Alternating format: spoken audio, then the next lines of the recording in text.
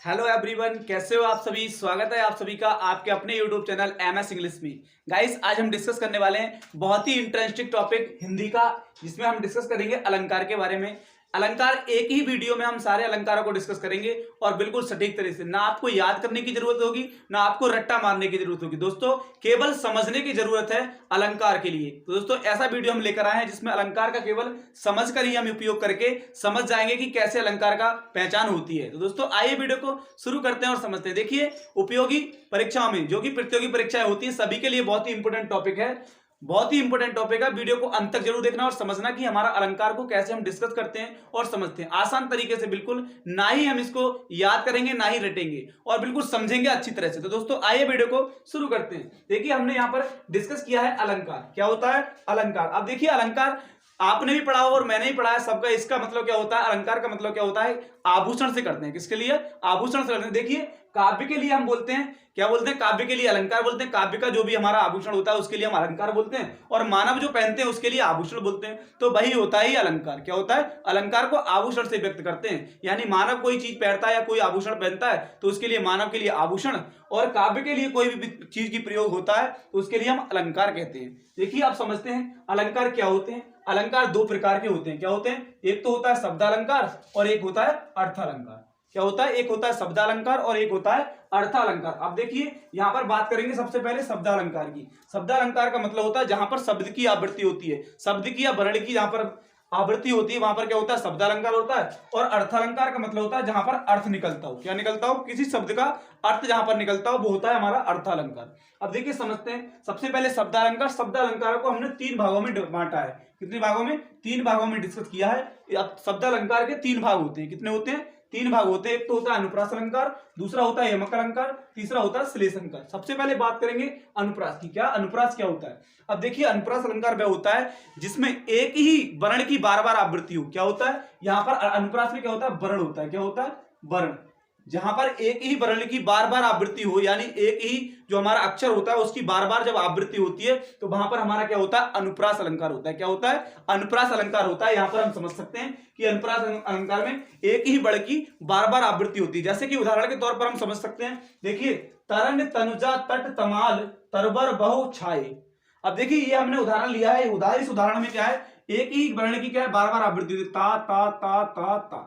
तो देखिए, एक ही शब्द, एक ही जो हमारा वर्ण है, एक अक्षर हमारा जो है वो बार बार इसमें दिया गया है इस उदाहरण में। तो यहां पर यही होता है अनुप्रास अलंकार। यही पहचान होती है अनुप्रास अलंकार की। तो रटने की जरूरत नहीं है, बिल्कुल समझ लेना है कि वर्ण जहां पर एक ही वर्ण की बार बार आवृत्ति हो वो हमारा क्या होता है? अनुप्रास अलंकार होता है। अब देखिए, समझते हैं दूसरा यमक। यमक का मतलब क्या होता है? तो यमक अलंकार का यमक का मतलब होता है दो। क्या होता है? दो होता है। यमक का मतलब क्या होता है? दो होता है। यानी जहां दो शब्दों की आवृत्ति बार बार हो, या दो शब्द की या फिर दो से अधिक शब्दों की आवृत्ति जब बार बार होती है तो वहां पर क्या होता है? यमक अलंकार होता है। यमक अलंकार कैसे होता है? जैसे कि उदाहरण में हमने दिया है, काली घटा का घमंड घटा।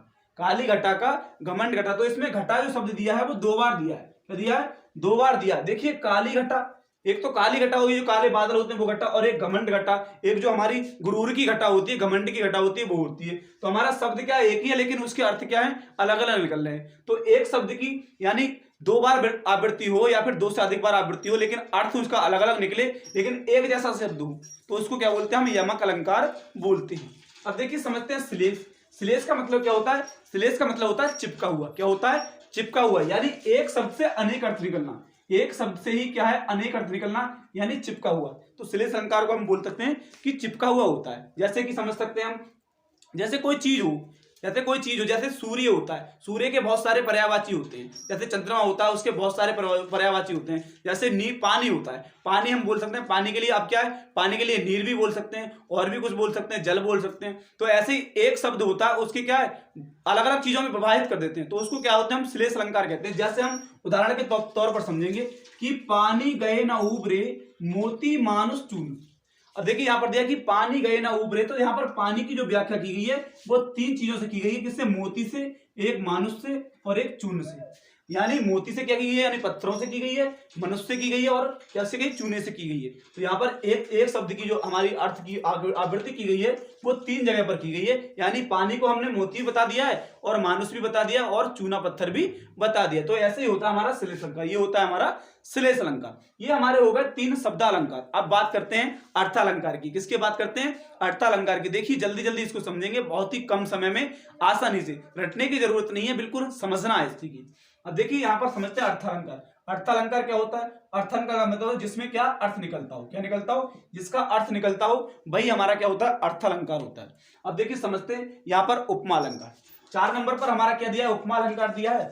तो यहां उपमेय में, जहां उपमेय में उपमान की समानता या तुलना की जाती हो, वहां पर क्या होता है? उपमा अलंकार होता है। ये परिभाषा होती है इसकी, क्या होती है? जहां उपमेय में उपमान की समानता या तुलना की जाती है, वहां पर उपमा अलंकार होता है। ये होती है इसकी परिभाषा। अब देखिए समझते हैं उपमा अलंकार का उदाहरण क्या होता है, उपमा अलंकार की पहचान कैसे करते हैं। तो देखिए उपमा अलंकार में सबसे ज्यादा इसकी पहचान होती है क्या? सा, सी, से, सा, सी, से। ये शब्द अगर उसकी आवृत्ति हो जाए सा, सी से, जहां पर भी मिल जाए हमारे लिए, तो उसमें क्या होगा? यमक अलंकार होगा। यही इसकी पहचान होती है। सबसे अच्छी ट्रिक यही है। चाहे आप ट्रिक समझ लो, चाहे पहचान समझ लो, चाहे जो भी समझ लो, लेकिन जहां पर सा, सी, से अगर मिल जाए तो वहां पर क्या होता है? उपमा अलंकार होता है। परिभाषा में एक बार और रिपीट कर देता हूं। इसकी परिभाषा क्या होती है कि जहां उपमेय में उपमान की समानता या तुलना की जाती है, वहां पर उपमा अलंकार होता है। अब देखिए ये हो गया। अब यहां पर उदाहरण में समझ लेते हैं। जैसे मोम सातन घुल चुका, मोम सातन घुल चुका, दीप सामन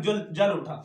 तो देखिए यहां पर बोला कि मोम सा हमारा जो तन है वो मोम की तरह घुल चुका है, और जो दीप हमारा होता है, वो जो दीप हमारा दीपक होता है, उसका मन होता है वो जल की तरह उठ चुका है। हमारा जो मन होता है वो जल दीप की तरह उठ चुका है। तो देखिए यहाँ पर सा आवृत्ति क्या है? हमारा सा शब्द पाया गया, ये सा शब्द पाया गया, तो इसलिए हमारा यहाँ पर क्या हो गया? उपमा अलंकार होता है। ऐसे शब्दों की पहचान की जा सकती है आसान तरीके से, क्योंकि इसमें क्या पाया गया है? सा पाया गया। जहां पर सा, सी, से पाए जाएंगे वहां पर क्या होगा? उपमा अलंकार होगा। अब समझते हैं। देखिए अगला है 5 नंबर पर हमारा क्या है? रूपक अलंकार। 5 नंबर पर क्या है हमारा? रूपक अलंकार। देखिए रूपक अलंकार की परिभाषा क्या होती है, मैं आपको मुंह जबानी मौखिक तरीके से बता देता हूं, क्योंकि लिखने की यहां पर ज्यादा जरूरत नहीं है, क्योंकि लिखने से क्या है आप समझ नहीं पाएंगे। तो देखिए मैं आपको बोल देता हूं कि रूपक अलंकार की परिभाषा होती है जहां उपमेय में उपमान का भेद रहित आरोप हो। कहा क्या हो? जहां उपमेय में उपमान का भेद रहित आरोप हो, वहां पर क्या होता है? रूपक अलंकार होता है। क्या होता है? रूपक अलंकार होता है। जहां उपमेय में उपमान का भेद रहित आरोप हो, वहां रूपक अलंकार हो। यानी भेद रहित का मतलब होता है जहां पर कोई भेदभाव ना होता हो। भेद रहित का मतलब होता है जहां पर कोई भी भेदभाव, किसी भी व्यक्ति या वस्तु में कोई भी भेदभाव ना होता हो, तो वो हमारा होता है रूपक अलंकार। अब समझते हैं इसका उदाहरण, इसकी पहचान कैसे करते हैं। देखिए समझते हैं। उदित उदयगिरि मंच पर रघुबर बाल पतंग। देखिए हमारे जो रघुबर बाल पतंग है वो क्या है? उदयगिरि मंच पर क्या है? पर्वत पर क्या है? डोल रहे हैं या खेल रहे हैं। तो यहाँ पर देखिए ऐसे इसको पहचान कर सकते हैं कि यहाँ पर उनमें क्या है? उस ऊंचे पर्वत पर वो बच्चा खेल रहा है या रघुबर जी खेल रहे हैं, उसमें क्या है? कोई भी भेदभाव नहीं हो रहा है, कोई भी भेदभाव नहीं है, यहाँ पर भेद रहित आरोप है। तो इसलिए हमारा यही उसका उदाहरण हो जाएगा। तो आप समझ सकते हैं कि रूपक अलंकार में क्या है? कोई भी भेद नहीं किया जा सकता है। जहां पर बिना भेद की बात हो, भेद रहित आरोप हो, वहां पर क्या हमारा रूपक अलंकार हो जाएगा। अब देखिए अगला समझते हैं। 6 नंबर पर हमारा 6 नंबर पर क्या है? उत्प्रेक्षा अलंकार। उत्प्रेक्षा अलंकार क्या होता है? अब देखिए उत्प्रेक्षा अलंकार की परिभाषा भी जानना जरूरी है। तो उत्प्रेक्षा अलंकार वो होता है जहां उपमेय में उपमान की संभावना की जाती हो। क्या की जाती हो? जहां उपमेय में उपमान की संभावना की जाती हो, वहां पर क्या होता है? हमारा उत्प्रेक्ष अलंकार होता है। क्या होता है? उत्प्रेक्ष अलंकार होता है। जहां उपमेय में उपमान की संभावना की जाती हो, वहां पर क्या होता है? उत्प्रेक्ष अलंकार होता है। अब इसकी पहचान कैसे करते हैं? देखिए पहचान करते हैं कि जहां पर सो तुम जानो अंतर्यामी, सो तुम जानो अंतर्यामी, यानी इसका मतलब क्या होता है? यहां पर जन जानहु मन मानहु, ये शब्द मिल जाए। क्या? जन जानो मिल जाए, मानव मिल जाए, जन मिल जाए, मन मिल जाए, जानो मिल जाए, मानो मिल जाए, ये शब्द अगर आपको मिल जाए देखने के लिए, तो वहां पर क्या होता है? उत्प्रेक्ष अलंकार होता है। यही सबसे बड़ी इसकी पहचान होती है। जन जानो मन मानो, या मानो तानो जानो सानो, ये शब्द अगर आपको देखने के लिए मिल जाए तो वहां पर क्या होगा? आपका उत्प्रेक्ष अलंकार होगा।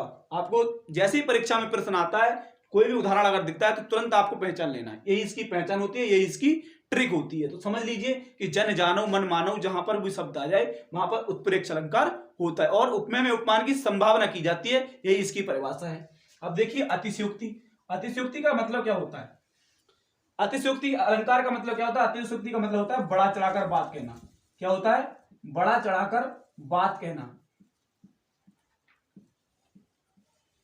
अपनी बात को क्या करना? बड़ा चढ़ाकर कहना, लंबे ऊंची ऊंची तरीके से कहना, बड़ा चढ़ाकर बात करना के लिए अतिशयोक्ति कहते हैं। क्या कहते हैं? अतिशयोक्ति कहते हैं। जहां पर हमारी बड़ा चढ़ाकर बात की हुई हो, किसी बात को क्या है रस्सी का सांप बना दिया गया हो, जैसे हम समझ सकते हैं। देखिए अतिशयोक्ति का उदाहरण देख सकते हैं।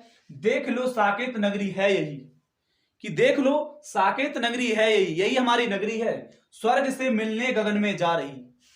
कि देख लो साकेत नगरी हमारी यही है, लेकिन मैं स्वर्ग से मिलने जा रहा हूं। हमारे किसमें? गगन में, हमारे आकाश में क्या है? मैं स्वर्ग से मिलने जा रहा हूं। तो यहां पर क्या बड़ा चढ़ाकर बात की गई है। तो ऐसे उदाहरण आप सभी के लिए देखने के मिले जहां पर बढ़ चढ़कर बात की जाती हो, वहां पर हमारा क्या होता है? अतिशयोक्ति अलंकार होता है।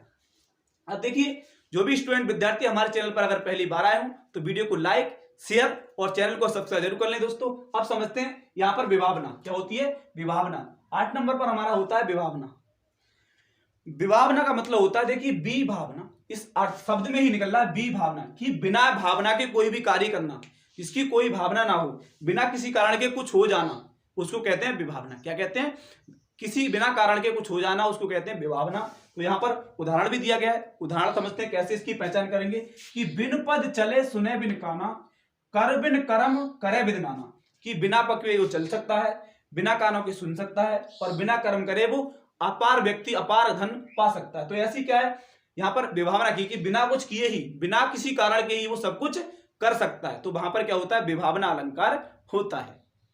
अब देखिए समझते हैं, यहां पर दिया है भ्रांतिमान। भ्रांतिमान का मतलब होता है, भ्रांतिमान अलंकार क्या होता है? जहां पर भ्रम हो, क्या हो? व्यक्ति को क्या हो जाए? भ्रम हो जाए। जैसे भ्रम हो जाना क्या समझते हैं? जैसे हाथी, जब एक कहानी आपने सुनी होगी कि हाथी जब गन्ना खाने गया था तो उसने गन्ने के बदले सांप को खा लिया, तो उसको सांप और गन्ने में कोई फर्क ही नजर नहीं आया। तो वहां पर क्या हो गया? उसको भ्रम हो गया कि वो एक जैसा दिखाई दे रहा था, कि वो भी काला होता है और वो भी काला होता है। तो उसने गन्ने की जगह किसी को ले लिया, सांप को चूस लिया। तो यही होता है भ्रम होना, यही होता है भ्रांतिमान। अभी उदाहरण समझ सकते हैं। देखिए, देख उसको हुआ सुख मौन है, देख उसको हुआ सुख मौन है, सोचता है अन्य सुख कौन है। देखिए, पहले तो उसको देखकर सुख मान लिया कि सुख हो गई, ये हमारी चीज मिल गई कोई चीज, लेकिन उसके बाद क्या है? उसको क्या है? बाद में पहचाना उसके ये कौन है। तो यहां पर क्या है? यही चीज होती है कि बाद में पहचानना, भ्रम हो जाना। किसी दो चीजों में क्या है? भ्रम हो जाना, कि हम समझ रहे हैं इसको पेन, लेकिन है ये मार्कर।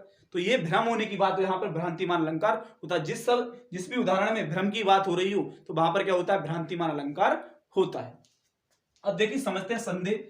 संदेह अलंकार, तो संदेह का मतलब तो आप समझ ही सकते हैं कि जहां पर हमें संदेह हो जाए किसी चीज पर, वो क्या होता है? संदेह अलंकार होता है। लेकिन देखिए, आप सभी के लिए परीक्षाओं में सबसे ज्यादा इंपॉर्टेंट ये 8 है। विभावना तक, यहां तक, कहां तक? विभावना तक। अनुप्रास, यमक, श्लेष, उपमा, रूपक, उत्प्रेक्षा, अतिशयोक्ति, विभावना। देखिए, ये सब 8 आपके लिए बहुत ही इंपॉर्टेंट है परीक्षाओं के लिए, क्योंकि अधिकतर परीक्षाओं में यही 8 पूछे जाते हैं और ये 4 बहुत कम पूछे जाते हैं। लेकिन इसको भी समझ लेते हैं। संदेह तक मैंने बता दिया। अब बात करते हैं असंगति की। किसकी बात करते हैं? असंगति। तो असंगति क्या होती है?